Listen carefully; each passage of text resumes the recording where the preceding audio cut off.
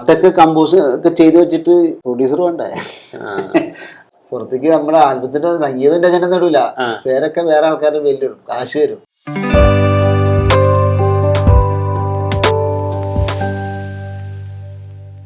കൂടുതലും ചെയ്തേക്കുന്നത് ഭക്തിഗാനങ്ങളാണല്ലോ.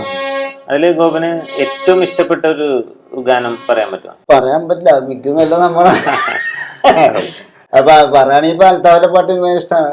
അത് മറ്റേ റഹ്മത്തോട് എല്ലാ പാട്ടും നല്ല. അതിലൊരു ഖബറിനെ കുറിച്ചൊരു പാട്ട് അത് വേണമെങ്കിൽ ഒന്ന് ജസ്റ്റ് പാടാം. ഖബറൊന്നൊരിരുട്ടറ ഓർത്തിടുമ്പോ കണ്ണുനീർ പെരുവെള്ളമായൊഴുകിയിടുന്നു, കബറിലെ ദാബുകൾ ഓർത്തിടുമ്പോ കൽബിൽ കനൽ വന്നു കൂടിടുന്നു. കബറൊന്നൊരിരുട്ടറ ഓർത്തിടുമ്പോ കണ്ണുനീർ പെരുവെള്ളമായൊഴുകിയിടുന്നു, കബറിലെ ദാബുകൾ ഓർത്തിടുമ്പോ കൽബിൽ കനൽ വന്നു കൂടിടുന്നു.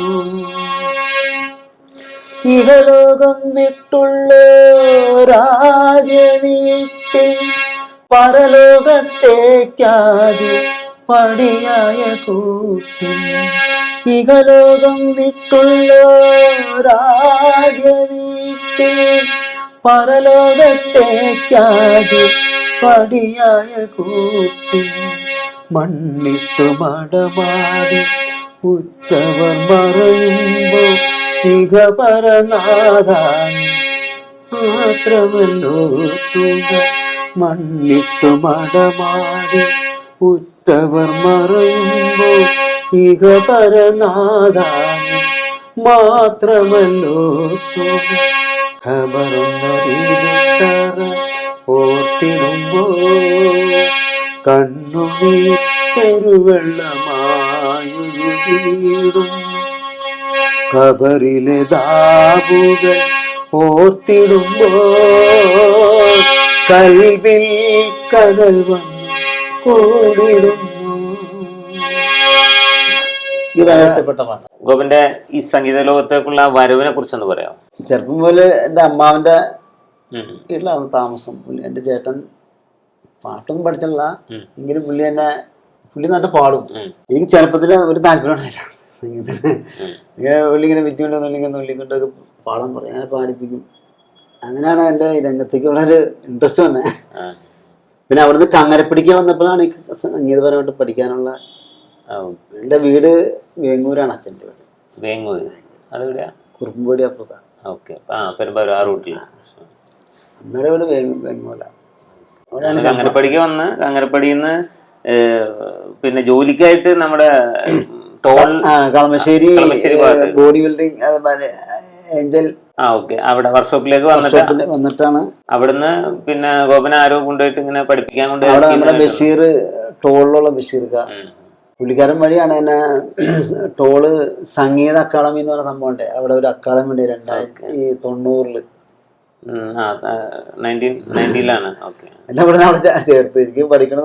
പുള്ളിക്കാരനാണ് എന്നെ എൻ്റെ ഒരു ഗുരുസ്ഥാനം തന്നെയാണ് ബഷീർക്ക. അങ്ങനെ കൊണ്ട് ചേർന്നു. അവിടെ ശശാങ്കൻ മാഷ് എന്ന് പറഞ്ഞ മാഷക്ക് ഞാൻ ദക്ഷിണ വെച്ചു. 2 ആഴ്ച ഇവിടെ പുള്ളി മാറിപ്പോയി പുള്ളി വേറെ സ്ഥലത്തേക്ക് പോയി. അതിപ്പോ KM ഉദയൻ എന്ന് പറഞ്ഞ മാഷ് വന്നു. ഉദയൻ മാഷ് മ്യൂസിക് ഡയറക്ടറാണ്. അന്ന് അത്ര സെറ്റപ്പ് അല്ല, ഇപ്പൊ പുള്ളി ഭയങ്കര ടോപ്പാണ്. അത് കഴിഞ്ഞ് 2 ആഴ്ച കഴിഞ്ഞപ്പോ പുള്ളിയും പോയി. ഉദയമാഷും പോയി. കാരണം എന്താ വെച്ചാ പിള്ളേര് കുറവാണ്, താല്പര്യമുള്ള ആളുകൾ കുറവാണ്. അപ്പൊ ഞാൻ ആ സങ്കടത്തിലായി. അപ്പൊ എന്ത് ചെയ്യും, നിർത്തിപ്പോയി. വേറെ അന്ന് ആ കാലത്തൊന്നും ഇവിടെ അക്കാദമി ഒന്നും ഇല്ല. പിന്നെ ഒരു ദിവസം ഇങ്ങനെ പോണ സമയത്ത് എടപ്പള്ളി അവിടെ വെച്ച് ഉദയമാഷ ബൈക്കിന് പോണ്. അവരെ കണ്ടു സംസാരിച്ച് ഞായറാഴ്ച വരാൻ പറഞ്ഞു. ഞാനിവിടുന്ന് അതിരാവിലെയാണ് അവർക്ക് ക്ലാസ്. ഇവിടെ ബസ്സില്ല. കങ്ങരപ്പടിക്ക് ഒറ്റ ബസ് ഉണ്ട് ഈ എടപ്പള്ളി ഹൈസ്കൂൾ വരെ. പിന്നെ അവിടെ നിന്ന് നടക്കണം 1 മണിക്കൂർ. അങ്ങനെ പോയി കഷ്ടപ്പെട്ടാണ് ഇച്ചിരൊക്കെ പഠിച്ചത്. ആകാശവാണിയിൽ പാടിയിട്ടുണ്ടെന്ന് കേട്ടിട്ടുണ്ട്. ആകാശവാണിയിലെ പാടി. അത് 98 അല്ലമിന്നാഷ് സ്പോർട്സ് ക്ലബിന് വേണ്ടി മൊയ്തീൻ കുഞ്ഞ് തൃക്കാക്കര വഴി ഒരു ശംസുക്ക വന്ന് വിളിച്ചിട്ടാണ് ഇങ്ങനെ, അല്ലെങ്കിൽ ആകാശവാണി പോയിട്ട് അന്ന് യുവവാണി എന്ന് പറഞ്ഞ പ്രോഗ്രാം, യുവാണിയിൽ പാടാൻ വേണ്ടി. അതൊരു മനോജ് എന്ന് പറഞ്ഞ ഗായകനുണ്ട് ഇവിടെ ജഡ്ജൂക്കിലുള്ള, അവനും പാടിയിൽ എഴുതാൻ, ഞാനും പാടിയിൽ എഴുതാൻ. ഞാൻ പാടിയത് ഒന്നിനി ശ്രുതി താഴ്ത്തി പാടുക പൂങ്കുയിലും എന്നോ മലുറക്കമായി ഉണർത്തരുതേ. എന്നോ മലുറക്കമായി ഉണർത്തരുതേ. അന്ന് ഇവിടെ വാർഷികത്തിന് എന്നെ വിളിച്ച് ഞാനത് പാടി. ഇവിടെ കാക്കാട് വെച്ച് നിർത്തി, ഞാൻ തന്നെ പരിചയപ്പെടുത്തി, ഞാൻ തന്നെ ഈ പാട്ട് പാടി. ഭയങ്കര ഇതായിരുന്നു എല്ലാവർക്കും. പിന്നെ ഈ കാസറ്റിന്റെ ഇതിലേക്ക് വരാനുള്ള ഒരു കാരണം എന്തായിരുന്നു? അപ്പൊ ഇങ്ങനെ വന്നപ്പോ കങ്ങൽപ്പിടിക്കൊക്കെ ഇത് കേൾക്കാൻ വേണ്ടി ആൾക്കാർ ഇങ്ങനെ തടിച്ചു വിടുന്നു ഈ FM-ലെ. അതായത് സെലിം ഞാനും കൂടി എന്താ അവൻ വന്നിങ്ങനെ പാട്ടൊക്കെ എഴുതി കമ്പോസ് ചെയ്യുന്നൊക്കെ ചോദിച്ചങ്ങനെ ചെയ്തു. അങ്ങനെ ചെയ്ത ആദ്യത്തെ പാട്ട് ആൽബത്തിന് വേണ്ടി ചെയ്തത്. ലളിതാനങ്ങൾ ചെയ്തിട്ടുണ്ട് FM-ന് വേണ്ടി തൃശ്ശൂരിൽ പോയി. അങ്ങനെ പോയി കഴിഞ്ഞാൽ എനിക്ക് ഇതിലൊരു ഇത് വന്ന. ഇപ്പൊ എത്ര വർഷമായിട്ടുണ്ടാവും ഗോപൻ ഈ ഫീൽഡിൽ? 2000-ലാണ് ഞാൻ തുടങ്ങിയത്. 25 വർഷമായി. ഇപ്പൊ പുതിയ അയ്യപ്പൻ ഇറങ്ങി. അത് അയ്യപ്പ ഭക്തിഗാനം നമ്മുടെ രാജാ സാഹിബ് പാടി മമ്മൂട്ടി സാറാണ് അത് പ്രകാശനം ചെയ്തത്. എനിക്ക് വളരെ സന്തോഷമുള്ള കാര്യമാണ്. ഇത് മറക്കാൻ പറ്റില്ല. വേറെ വർക്കിന്റെ ഇതിലാണ് രാജസാഹിബും ഞാനോട് പാട്ടിന്റെ. രാജസാഹിബ് പാടിയ പാട്ട് ഏതായിരുന്നു അത്?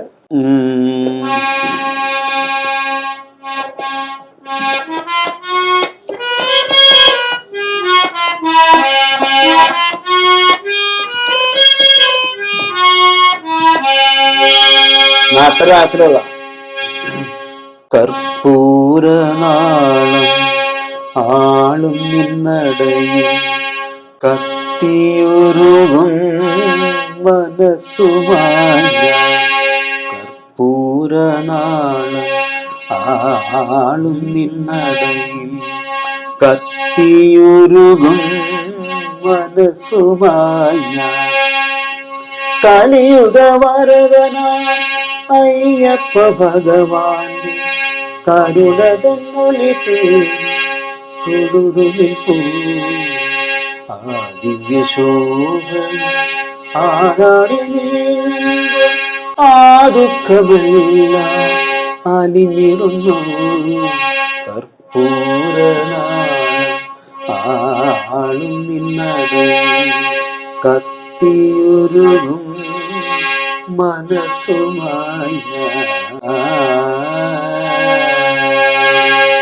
രാജാസാഹിബ് നന്നായിട്ട് പാടിയിട്ടുണ്ട്. എന്താണ് രാജാസാഹിബിനെ കൊണ്ട് പാടിക്കാൻ പുള്ളിക്ക് അതില് വലിയ താല്പര്യം? എന്നോട് പറഞ്ഞു. ഒരു ദിവസം ഞങ്ങള് വെസ്റ്റ് ബാങ്കിൽ വെച്ച് കണ്ട്, അതിനല്ല വർക്കൊക്കെ ഞാൻ കാണാറുണ്ട് ഇടക്കൊക്കെ. പാടുന്നുള്ള കാര്യം ഞങ്ങൾ അറിയേണ്ടത് അപ്പോഴാണ്. അതല്ലേ, നല്ല പാടിയിട്ടുണ്ട്.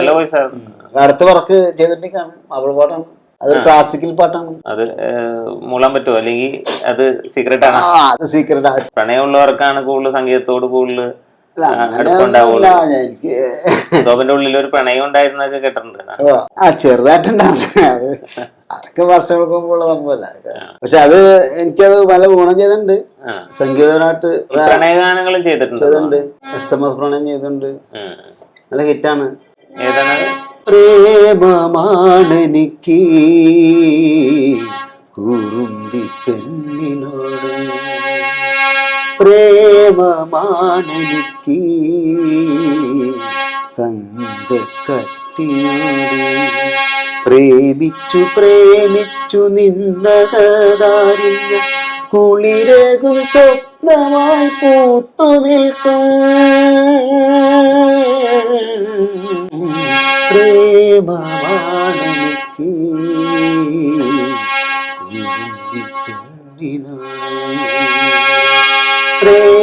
പ്രേമമാണെനിക്ക്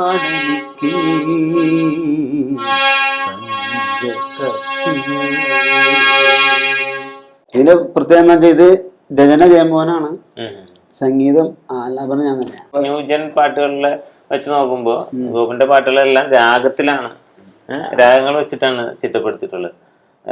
എന്താണ് അങ്ങനെ ഒരു ക്ലാസിക്കൽ ടച്ച്? മിക്കവാറും എല്ലാ പാട്ടുകൾക്കും ഒരു ക്ലാസിക്കൽ ടച്ച് ഉണ്ട്. ഇളവന്നൂർ മഠത്തിലെ ഇണക്കുയിലേ മാറി കളവക്കൂട്ടണിഞ്ഞു കൊണ്ടുറക്കമായോ, വിരഹത്തിൻ ചൂടുണ്ടോ വിയർപ്പുണ്ടോ നിന്നെ വീശുവാൻ മേടക്കാറ്റിൽ ചെറിയുണ്ടോ ഇളവല്ലൂർ മഠത്തിലെ ഇണക്കുയിലേ മാൻ കളവക്കൂട്ടണിഞ്ഞു കൊണ്ടുറക്കമായോ വിരഹത്തിൻ ചൂടുണ്ടോ വിയർപ്പുണ്ടോ നിന്നെ വീശുവാൻ മേടക്കാറ്റിൽ ചെറിയുണ്ടോ ഇളവന്നൂർ മഠത്തിലെ ഇണക്കുയിലേ. എന്താണ് ഗോപന്റെ ഒരു ലക്ഷ്യം എന്ന് പറയുന്നത്? സിനിമയില് ചെയ്യാൻ ആ സിനിമ ചെയ്യാൻ വന്നിട്ട് ചെയ്തിട്ടുണ്ട് ഞാൻ ആണോ? ചെയ്തിട്ടുണ്ട് അവനെ ഏതാണ്? ഉൾക്കാഴ്ച എന്ന് പറഞ്ഞ് ചെയ്തിട്ടുണ്ട്. ഓ, പിന്നെ ഒരുമിക്ക ആൾക്കാരെ ഞാൻ പാടിപ്പിച്ചിട്ടുണ്ട് എവിടെ? ഈ ആൽബത്തിൽ തന്നെ മാർക്കോസും മധുബാലകൃഷ്ണൻ, അഫ്സൽ, കണ്ണൂർ ഷെരീഫ്, രഹന, പിന്നെ ഗണേഷ് ഏട്ടൻ, പിന്നെ രാധേയത്തില് നമ്മുടെ പ്രിയനില് പാടിയിട്ടുണ്ട്. രഞ്ജിനി ജോസ്, ഒരുപാട് ഫേമസ് ഗായകരെ പാടിപ്പിക്കാൻ ഭാഗ്യം കിട്ടി. പിന്നെ ഒരുപാട് ശിക്ഷകങ്ങളുണ്ടല്ലേ ഇപ്പൊ പഠിപ്പിക്കുന്നുണ്ട്. അതിപ്പോ ടോപ്പ് ആൾക്കാരാണ്. നമ്മുടെ ഇപ്പൊ ഈ 25-26 വർഷത്തെ ഈ സംഗീത യാത്രയില് ഗോപൻ ഏറ്റവും കൂടുതൽ ചെയ്തേക്കുന്ന ഭക്തിഗാനങ്ങളാണ്. എന്തുകൊണ്ടാണ് ഭക്തിഗാനങ്ങളോട് ഇത്ര താല്പര്യം തോന്നിയത്? കാരണം എനിക്ക് ചെറുപ്പം മുതൽ ഭയങ്കര ഭക്തിയാണ്. ഭക്തിയിലൂടെയാണ് ഞാൻ ഇവിടെ എത്തിക്കണത്. അതിൽ തന്നെ ഇപ്പോ മാപ്പിളപ്പാട്ടാണെങ്കിലും ക്രിസ്ത്യൻ ഡിവോഷനാണെങ്കിലും എല്ലാം നല്ല ഭക്തിയല്ലേ?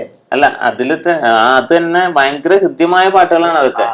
ഇപ്പൊ ആ മാർക്കോസേട്ടൻ പാടിയ പള്ളിമണി കേട്ടുണർന്നു പള്ളിയങ്കണത്തിൽ വന്നു പരിശുദ്ധനാം പിതാവിൻ പ്രീതിക്കായി കേഴുന്നു.